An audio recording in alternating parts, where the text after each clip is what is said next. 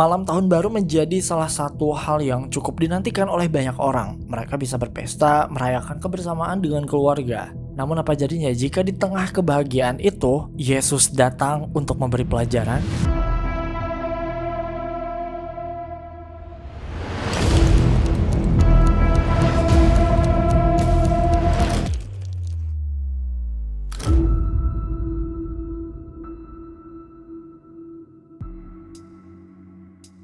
Oke guys, di episode kali ini kita akan membahas film Thailand lagi yang kebetulan emang temanya tuh tahun baru. Selamat tahun baru ya buat teman-teman subscriber nonton lagi channel semua. Semoga tahun 2026 ini wishlistnya bisa kecapai semua dan yang paling penting bisa menjadi pribadi yang lebih baik lagi. Harus lebih baik lagi karena kalau enggak mungkin kalian akan didatangi oleh Yesus dan diberi pelajaran yang berharga. Gimana nih maksudnya? Langsung aja kita masuk ke filmnya, oke?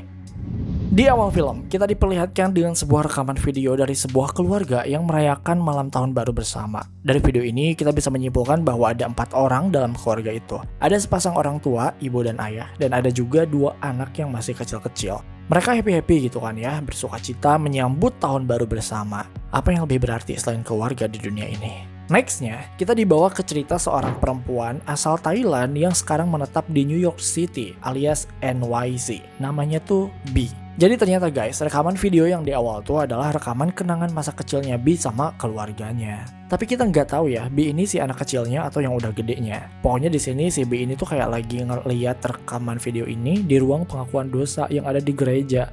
Kirain mau ngakuin dosa, ternyata dia butuh istirahat doang katanya, sambil liatin video masa kecilnya. Nah dari sini kita bakal jelasin dulu bagaimana hidupnya B di New York. Jadi, sebenarnya B ini adalah anak orang kaya. Dia adalah anak dari seorang politikus terkenal di Thailand. Nah, dia tuh tinggal di New York baru setahunan aja karena emang katanya dia bosen, pengen mulai hidup dan karir baru di New York. Nah, di New York ini dia tinggal sama pacarnya, namanya itu Jack. Nah, si Jack ini juga sama-sama orang Thailand. Nah, tapi mereka tuh tinggal nggak cuma berdua aja. Ada satu lagi bestie mereka namanya tuh Pam yang juga orang Thailand. Jadi mereka ini tinggal di satu unit apartemen yang semuanya tuh orang Thailand. Ada siapa aja tadi? B, Jack, dan Pam. 3 orang ya.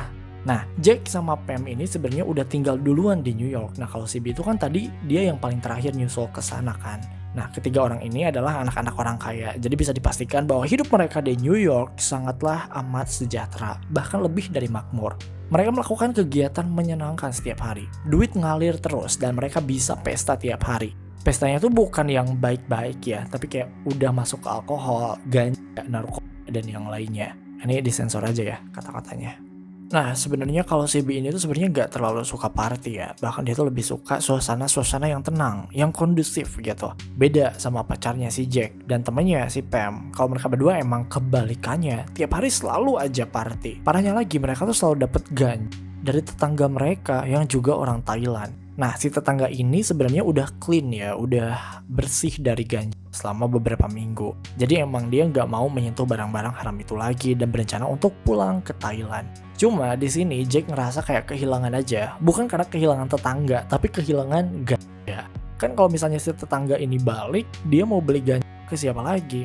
Hingga pada akhirnya si Jack ini nemu satu kartu nama yang udah disobek-sobek gitu, yang dia yakini sebagai kartu nama dari seorang penjual ganja narkoba.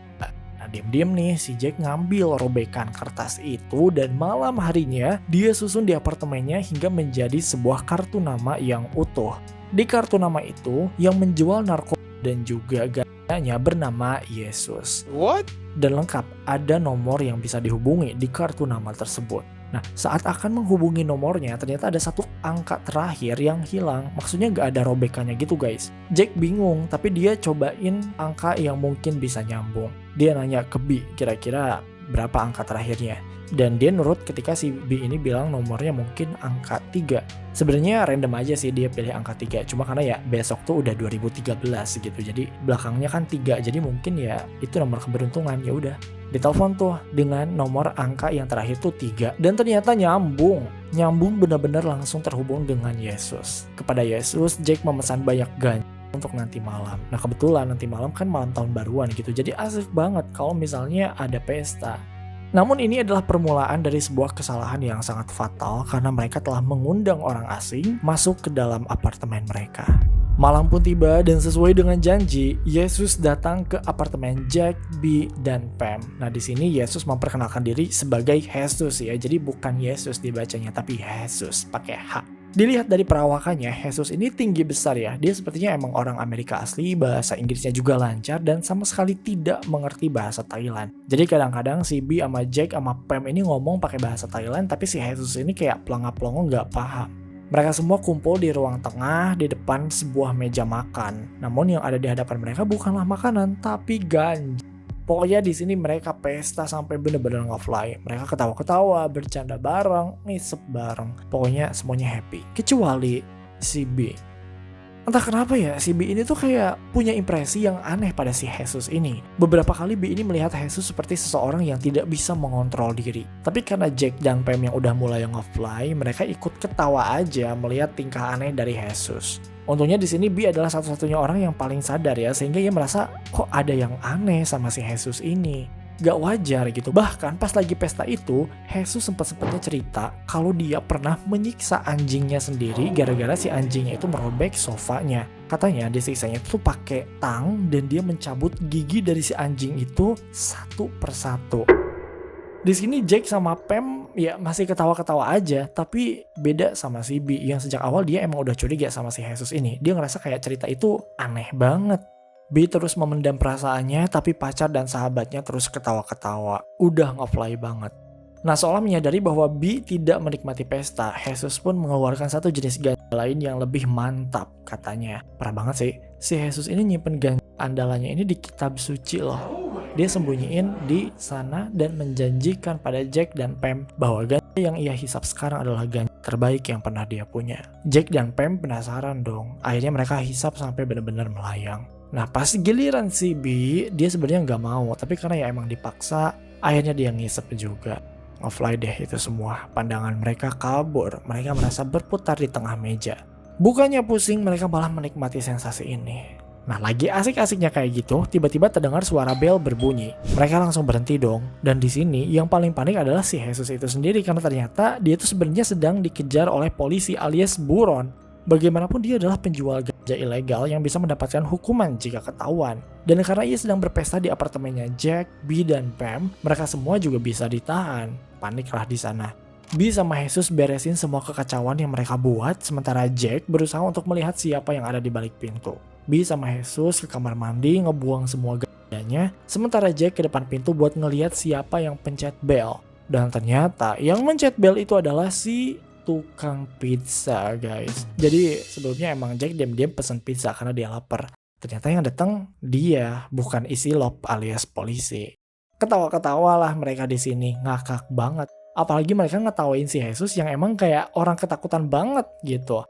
Mereka terus-terusan ngetawain si Jesus karena badannya gede, tapi tadi kayak ketakutan banget. Dan di sini kalian tahu apa yang terjadi?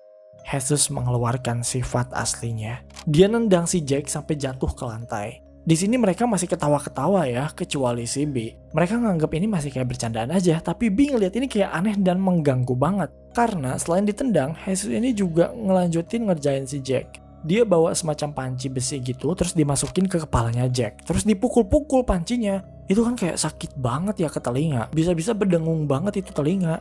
Dan di sini mereka masih ketawa-ketawa aja, tapi B langsung nyuruh si Jack untuk segera kasih uangnya supaya si Jesus ini bisa pergi. Nah di sini nih kebenaran terungkap. Saat Jack mengambil uang dari dompet, muncullah sebuah robekan kertas dari kartu nama penjual ganja. Tadi kan kartu namanya udah disobek-sobekan dan mereka kehilangan satu angka di belakang. Ingat gak yang tadi di awal? Nah tadi itu kan mereka masukin nomor 3. Tapi di sobekan yang terakhir ini, nomor yang ada di belakang itu tuh bukan nomor 3, tapi nomor 8 guys. Nomor 8. Loh kalau misalnya bukan 8, terus orang yang datang ke apartemen mereka ini siapa? Jesus ini tuh siapa? Dia bukan si penjual ganja. Dia adalah orang asing dan sekarang berada di satu apartemen dengan mereka. Nah, di sini nih Jesus mulai menunjukkan dirinya yang sebenarnya. Pertama, yang bikin semua orang terkejut adalah ternyata dia tuh bisa bahasa Thailand. Jadi selama ini mereka ngobrol pakai bahasa Thailand, Jesus ini paham, bahkan paham banget. Di sini Jesus terus melakukan aksi gilanya. Dia menendang kemudian menghukum Jack seperti ini. berkali-kali sampai Jack mengerang kesakitan. Bahkan paling parahnya, Jack mencabut tali hiasan Natal dan melilitkannya di leher Jack sampai Jack ini tuh kayak orang sekarat. Sementara itu, diam-diam B berusaha untuk menghubungi 911. Tapi sayangnya ketahuan, jadi HP-nya itu diambil dan dimasukkan ke dalam microwave hingga meledak. Mereka sekarang terjebak di unit apartemen mereka bersama orang sakit yang aneh. Di sini B sebenarnya sempat ngelawan ya, cuma dia nggak mampu. Untungnya, Jack berhasil memukul Jesus dan B langsung membungkus kepalanya dengan plastik kayak gini. Jack lumpuh, tapi itu tidak lama karena Jesus berhasil melepaskan dirinya dari plastik itu. Jadi kan emang mukanya beneran ketutup plastik ya, tapi dia sengaja menusukkan plastik itu ke area mulutnya sehingga dia bisa bernapas seperti biasa. Akhirnya Jesus menyerang balik sementara B keluar apartemen untuk meminta pertolongan. Sementara Pam bersembunyi di kamarnya dan Jesus berhasil membuat Jack tak sadarkan diri. Dia bahkan menggunakan kepala Jack untuk mendobrak pintu kamar Pam. Di sini Pam udah teriak histeris banget karena Jesus bisa menangkapnya. Sementara B berhasil tertangkap saat dia kabur di lorong apartemen. Jadi semuanya udah ketangkap. Singkat cerita, ketiga remaja ini akhirnya dikumpulkan di kamar mandi. Mereka semua duduk di bathtub sementara Jesus membangunkan mereka semua. Di sini Pam, Jack maupun B masih belum tahu ya sebenarnya Jesus itu siapa. Apakah dia suruhan orang tua mereka atau apa? Kenapa dia ngelakuin semua ini pada mereka? Dan ya mereka tidak tahu siapa Jesus. Kalaupun pas ditanya, Jesus ini cuma ketawa-ketawa doang dan bilang kalau dia adalah Bapak.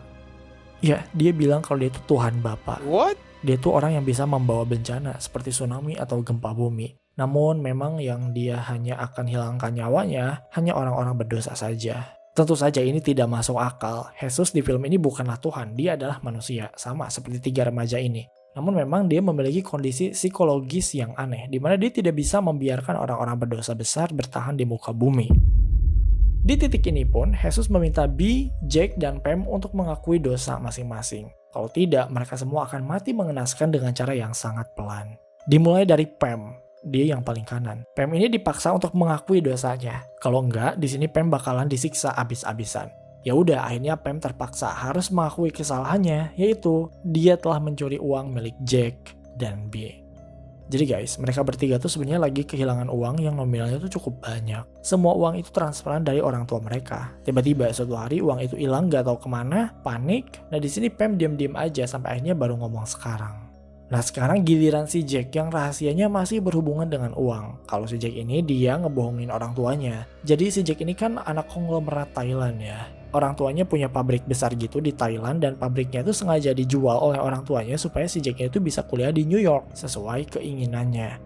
Tapi dia terus-terusan berbohong ke orang tuanya kalau dia tuh udah kuliah. Padahal dia tuh udah 3 tahun di sana masih belum keterima di universitas manapun. Duit ngalir terus dari orang tuanya tapi dipakai buat party, buat bayar perempuan dan kegiatan lainnya. Di sini Jesus udah geleng-geleng kepala ya. Dia langsung minta Jack buat telepon orang tuanya dan ngakuin semuanya. Dan Jack melakukannya. Awalnya dia mau minta pertolongan juga ya, tapi ditahan sama Jesus. Kalau bocor dikit aja, Jesus bakalan nembak selangkangan si Jack. Akhirnya si Jack di sini nelpon orang tuanya, dia nangis, apalagi orang tuanya yang nangis dan marah banget ya. Nah di sini ada satu pengakuan lagi yang benar-benar ini parah banget sih. Jadi kan mereka ini tinggal bareng ya. Rupa-rupanya di sini ketahuan bahwa Jack sama Pam ini suka main bareng. Ngerti kan maksudnya? Jadi ketika B lagi keluar, lagi kemana gitu kan, diam-diam si Pam ini sama Jack suka main guys di belakangnya B. Wah di sini B langsung nangis dong. Tapi sejujurnya ya, B ini tuh udah nggak peduli karena rahasia dia jauh lebih kelam.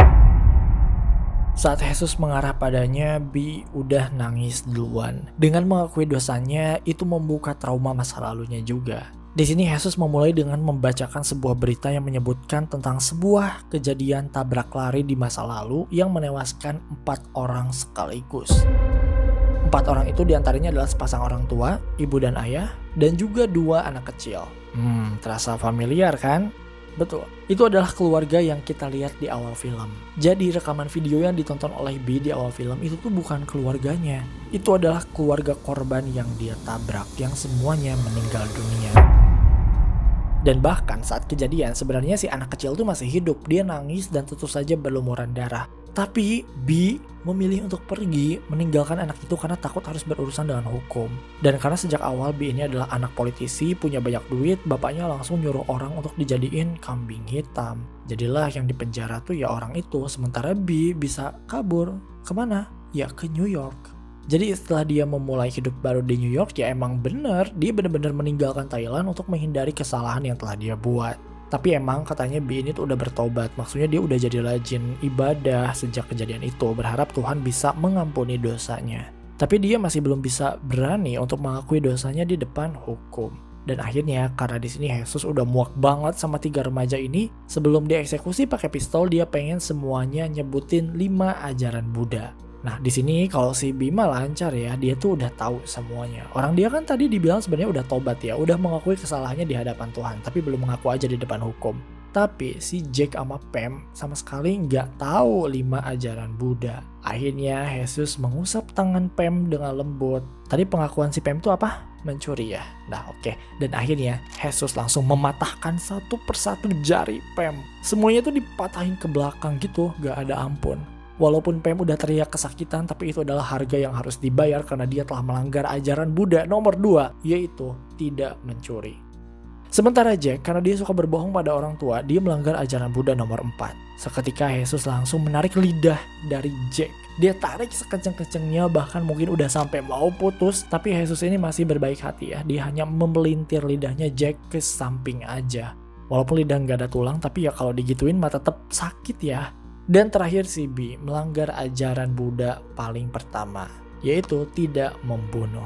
Nyawa harus dibayar dengan nyawa. Di sini Jesus langsung menutup gorden bathtubnya dan langsung menembak 3 remaja ini hingga mati. Mati semua.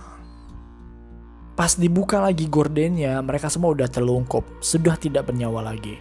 Jesus mau pergi, tapi sesaat dia mendengar suara peluru yang jatuh. Dia baru nyadar bahwa ada satu tembakan yang melesat, dan ternyata itu adalah tembakan yang mengarah pada B. Seketika B langsung mengambil pistol dan ia akan menembak balik si Jesus. Singkat cerita, dia berhasil membuat Jesus ini bertengkuk lutut. Jesus sih nggak takut mati, dia malah nantang buat si B itu nembak lagi, ayo ngebunuh orang lagi. Nah saat itu momen menuju tahun baru, dan B kembali melakukan kesalahan yang sama, yaitu membunuh orang jika dia memang benar-benar mau nembak si Jesus. Waktu semakin mendekati tahun baru, semua orang di luar menghitung mundur. Dan tanpa sengaja, B menembakkan peluru itu tepat di kepala Jesus hingga akhirnya dia terbaring. B lemas, dia menganggap hidupnya sudah tidak berarti lagi. Semua orang merayakan tahun baru, tapi dia meratapi dirinya karena telah membunuh orang lagi. Keesokan harinya aneh banget, super aneh, karena semuanya kembali normal. Jesus tidak ada di unit apartemen mereka, padahal semalam kan dia beneran terkapar di lantai karena udah ketembak. Tapi di sini sekarang semuanya tuh kembali normal. Ya udah di sini momen ini dipakai oleh mereka untuk mengakui kesalahan masing-masing. Pam ngaku ke orang tuanya by phone. Dia ngaku kalau selama di New York dia tuh banyak pesta dan bahkan nyuri duit temennya. Jake juga ngaku ke orang tuanya bahwa dia belum keterima di universitas manapun. Dan termasuk B ya, dia yang berniat untuk pulang ke Thailand mempertanggungjawabkan apa yang sudah diperbuatnya. Mereka nggak percaya kalau mereka semalam mimpi aneh berbarengan. Aduh, mereka lega tapi juga merasa bersalah. Kejadian semalam seolah menjadi pengingat untuk bisa mempertanggungjawabkan apa yang telah mereka perbuat. Dan yang paling penting adalah soal privilege mereka sebagai anak orang kaya. Harta yang mereka punya bukan dipakai buat menebar kebaikan, tapi untuk memperburuk kondisi mereka sendiri. Nah di sini mereka akhirnya turun dengan hati yang lebih lega. Mereka pakai eskalator atau lift ya, liftnya sih. Mereka akhirnya turun dari apartemen mereka untuk menghirup udara segar. Mereka menggunakan lift. Namun ada yang aneh. Lift itu tuh kerasa lambat banget. Dan sesaat ketika pintunya terbuka, mereka bertiga melihat cahaya yang begitu terang. Semuanya putih, bahkan tidak terlihat sama sekali. Yang ternyata mereka bertiga telah meninggal. Jadi kejadian malam kemarin tuh ya nyata. Cuma mereka dikasih kesempatan buat menikmati rasanya hidup. Walaupun ya hanya beberapa jam saja. Oke guys, itu dia alur film part 10. Apakah kalian suka dengan ceritanya? Komen di bawah. Terima kasih karena telah menonton video ini hingga akhir. Luangkan waktu untuk like, share, dan komen jika kalian suka video ini. Tekan tombol subscribe dan aktifkan notifikasi loncengnya supaya kalian tidak pernah ketinggalan video-video terbaru dari kami. Dan sebagai bentuk dukungan kalian terhadap berkembangnya channel ini, mari terhubung lebih dekat dengan cara follow kami di Instagram dan TikTok di @nontonlagi.channel. Dan jangan lupa Creepy Crime Case kini hadir di Spotify. Sampai jumpa di episode Nonton Lagi Channel berikutnya.